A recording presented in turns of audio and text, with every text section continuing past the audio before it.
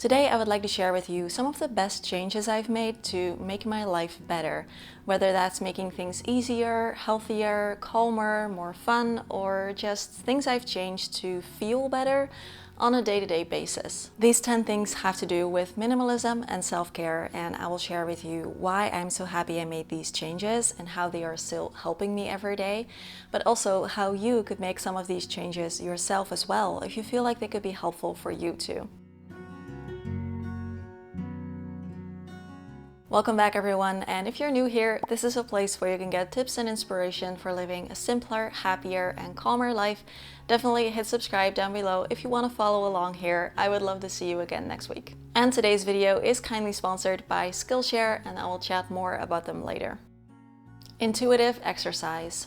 The first change that I want to talk about today that really helped me to make my life better has to do with health, and that is the way I exercise. I started implementing intuitive exercise, and what this means is connecting to how your body is feeling and how you are feeling on any given day, and then choosing a type of movement or exercise that you need that day. What I realized is just that everybody is different, and the type of exercise that I was making myself do before really wasn't suited to what I needed most of the time. It was more so focused on what I saw others do or what I felt like I should be able to do. So I did the insanity workouts, I did the really intensive spinning classes and the power yoga classes, and they really wiped me out to the point where I needed like 4 days to recover from them. So this made it so that I not only kind of started to hate exercising, but also that I couldn't really do it frequently. So I decided no more and really made the choice to only do the kind of movement or exercise that really feels right for me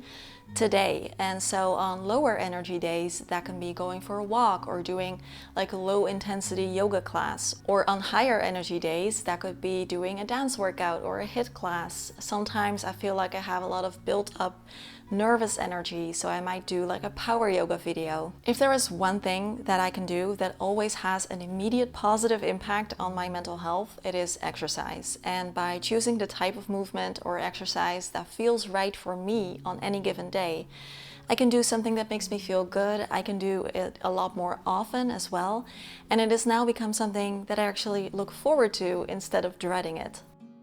Intentional and realistic to-do lists. This has everything to do with setting too high expectations of yourself, which is something I'm very familiar with. And so I made the conscious choice to really change this around. One way my perfectionism and inner control freak would come out is in the way that I would make my to-do lists for the day. And by constantly expecting too much of myself, I ended up setting myself up for burnout. I would write a list of like 20 things, all the big things and the small things that I could think of to do in a day, and not surprisingly, I was never able to really finish that list, leaving me feeling chronically stressed, overwhelmed, and like I was always behind. If you recognize this, I really recommend taking a good look at what you expect of yourself on any given day, whether you actually sit down to write a to-do list or you keep some things in your head. Most people have at least a few things in their head that they want to get done today. And what I changed is really making that much more intentional and realistic. What I do now is identify one big thing that I want to get done that day, and that is called MIT, most important thing. And for today, that is filming this video. And then I name 2 other smaller things that I would also like to get done if I have time. And today, that is the first phase of editing this video and getting in a workout. And then I identify 3 really small things I want to get done. So water the plants, email my accountant, call a friend.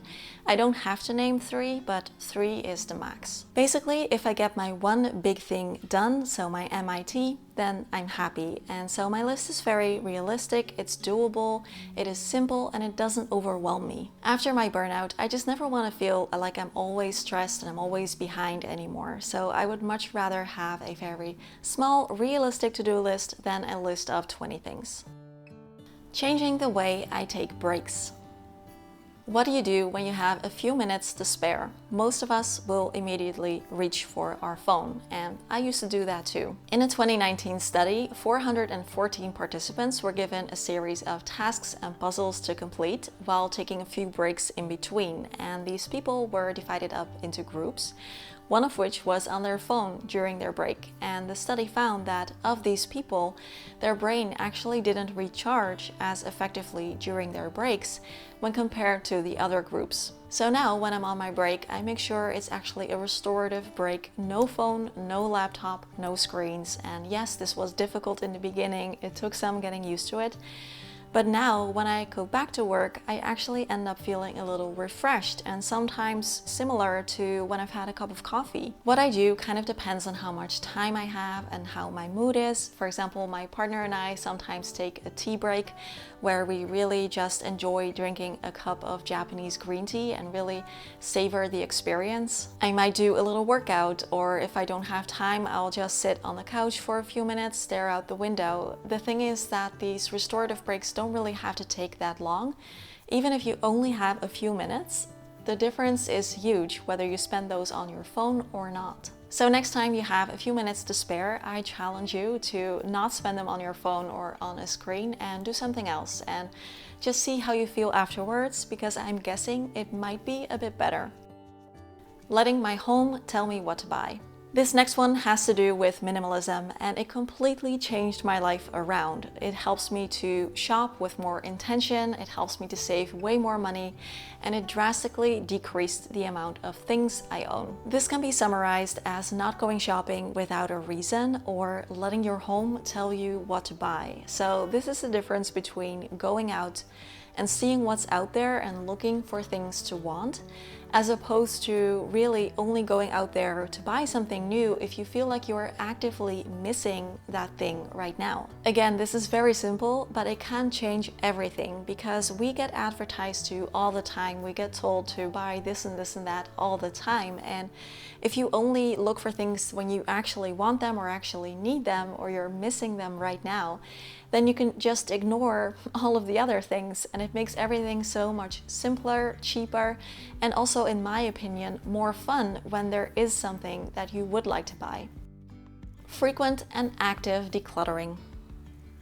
Another big change I've made to my life is decluttering and just getting rid of the things that are just here for no reason because they don't bring me any value anymore. So living in a decluttered home has improved my life in many ways. The things around us affect us. There's no way around that. I think clutter can sometimes lead to feelings of stress or anxiety. It makes everything a lot harder and more time consuming to clean and keep organized. So I love that I now have no things around me that make me feel badly or stressed. It just feels different, lighter somehow. When it comes to decluttering, there are 1,001 ways to go about it, and for me, I think what helped me the most isn't necessarily like the big rounds of decluttering that I've done, but more so the active and frequent decluttering. So every time I come across an item that makes me like wonder, why is this here and when was the last time I used this, I really do take a moment to ask myself if I want to keep this thing going forward. And small things here and there really do add up, because in 2022 I actually kept count and I decluttered 144 items that year, which might not sound like a lot, but after 10 years of minimalism, I actually feel like that's quite a bit of items. So if you are curious to see everything that I bought and everything that I decluttered last year, I made a whole video about it, so I will leave that in the description box for you. So don't feel like you have to turn your whole house upside down if you want to start decluttering. Every time you get rid of something that you no longer need, that's one less thing in your home, and that is a wonderful feeling. Introducing creativity into my life. I have always thought I wasn't creative. When I was around 7 or 8 years old, I even ran away from school because the teacher wanted us to make some kinds of arts and crafts thing, and I felt like I wouldn't be able to make something.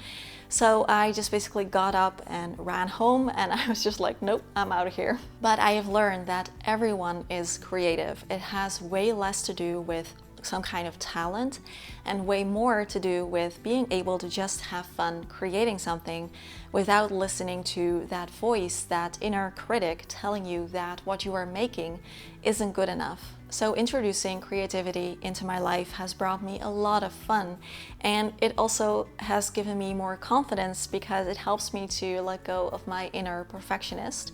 We also know that creativity is healthy for us, like it decreases our stress and it can boost our immune system. And you can be creative in all kinds of ways. Like the last 2 years, I have been really into drawing and making digital art on my iPad. It's been so much fun, and you don't have to already know something in order to get started with your new creative hobby, because there are many places to learn these things, like the classes on Skillshare, which is where I have learned everything that I needed to learn about Procreate on my iPad. Skillshare is where I learn things, both for my personal life as well as for my job as a content creator. And in the theme of today's video, they have so many wonderful classes for new creative hobbies, from smartphone photography to drawing, sewing, cooking, creative writing, or learning to play an instrument. So whether you'd like to learn the basics of watercolor painting or learn how to start your own creative business, Skillshare has classes to take you from an absolute beginner to a pro. I've always loved how knowledgeable and passionate the teachers are. There's always kind of like this hands-on learn by doing approach where you can also upload your class project and get the teacher's feedback or connect with fellow students. I recommend checking out Carly Koon's class called Start Drawing, where in roughly 40 minutes, she teaches you 3 fun and freeing drawing exercises to get in touch with your creativity without being afraid of making mistakes. Skillshare is sponsoring today's video, so that means that you get to try them out for a month for free, because I have a link in the description box, and the first 1,000 people to click that link can get a 1-month free trial. So you can try as many classes as you like, and if you don't like it, then you can just cancel within your trial and you won't be charged. But if you're anything like me, I'm sure that you will really enjoy their classes, so definitely check them out. Embracing the transitions of mornings and evenings. The next change I've made that really has made my life a lot better is slowing down my mornings and evenings. And that doesn't mean that you need 2 hours for a whole routine. I think that everyone can just do little tiny things that can already make a huge difference. I think life kind of already requires us to like be on the go and be productive and, drag ourselves around enough during the day, so that we really deserve to take it a bit easier in our mornings and before going to bed. It's the transitions that are really important here, because when we wake up, we transition from sleep to wakefulness, and in the evening, it's the other way around. And I've noticed that when I can make these transitions just a bit more thoughtfully, it really has such a huge impact on how my day starts, and also how well I am sleeping, and therefore how rested I feel the next day. So one small thing I do is I sip a glass of water slowly in bed before getting up. So I will grab myself a glass of water, or my partner will bring me one usually, and I will just slowly sit up in bed sipping my water for a minute, and then I get up for real. Small thing, big difference. In the evenings as well, maybe like an hour before you go to bed, leave the screens off, turn down the lights, maybe drink a glass of chamomile tea or something, like slowly wind down to transition into sleep. Limiting junk food and unhealthy snack purchases. This next change has had a huge impact on my health, my weight, my digestion, my skin, my energy levels, and that is that we stopped purchasing unhealthy snacks or junk food with our weekly groceries. And we only get something like that now if we know that we will have people over, or if it's a special occasion like a birthday or a holiday. I've said this before, I don't believe in dieting. I don't believe that there are good foods and bad foods, but I do believe that what we have in-house is what we will end up eating. And as someone who has a bit of an emotional comfort eating habit, these little snacks here and there, it was never much, but they did add up, and it contributed to me gaining a little over 20 pounds in a few years. which is also the weight that I have again lost very slowly and steadily ever since we started doing this around 2 years ago. And the biggest reason why I love this so much is that it makes healthy eating so much easier. If you only have healthy things to choose from, then you never have to resist the temptation to go for something else. So I am eating more healthy than ever now, but I never feel like I have to make a real effort for it because I will just eat what's here. So now if I want a little snack, I might have a cracker with some peanut butter, or I might have some soy yogurt with fruit or a few nuts. It's just as easy, it's just as yummy, but it helps me to keep feeling good. Introducing mindfulness. There is so much to say about mindfulness that there is no way for me to summarize this in a minute or two, but I'm going to try anyway. I started getting interested in mindfulness around when I was 15. I've read about it, I've practiced with it, I've done Tai Chi for 11 years, meditation, and I think that having a mindfulness practice has helped me out with anything and everything I have done in my life since then. It helped me to deal when my mom was really sick, it supported me through my own burnout, it helps me to deal with the roller coaster that is being a YouTuber, and it helps me to really savor and experience all the small pleasures in life. And the thing is, mindfulness is not difficult at all. The only thing that is hard about it is to remember to do it, but that is something that you can practice. All it means is just being aware. There are many quotes about mindfulness that I love, but here is one. Worrying is like a rocking chair. It gives you something to do, but it doesn't get you anywhere. So if you often feel like your head is very busy or that it is difficult for you to deal with strong emotions, I really recommend giving mindfulness a try. And if you would like me to make a more in-depth video about it, please leave me a tea emoji down in the comments so I know that you are interested in a video like that. Asking myself which seeds to water.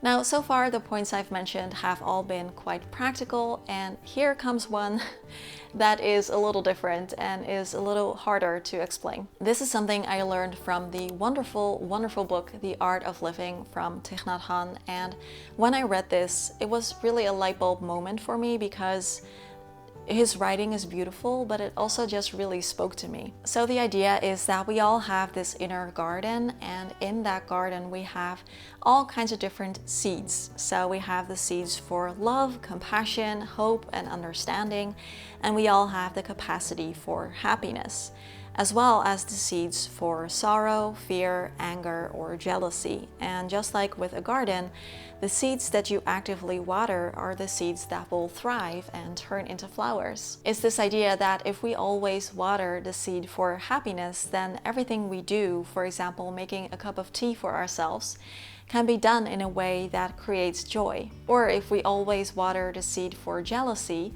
then everything we do will be reflected in that light as well. So we will always see how others have it better, and we can never just be content and enjoy the little things. An example could be when I'm feeling scared about the future or something that might or might not happen, I try to just notice this and focus on something else like gratitude or trust, and kind of water those flowers instead, and this always leaves me feeling a little better. I truly believe that this works, and being more intentional about which seeds you want to water and which flowers you want to let grow in your own garden can really impact just how we think about things, how we deal with life, and how happy we feel on a day-to-day basis. So in the spirit of that, let me express my gratitude for you being here until the end of the video. I hope you enjoyed it, and let me know in the comments which of these 10 things resonated with you the most, and if there's anything that you would also like to change yourself. Definitely check out Skillshare and get your free trial so you can try out their classes. Doing so also really helps me out and helps me get more sponsorships like this.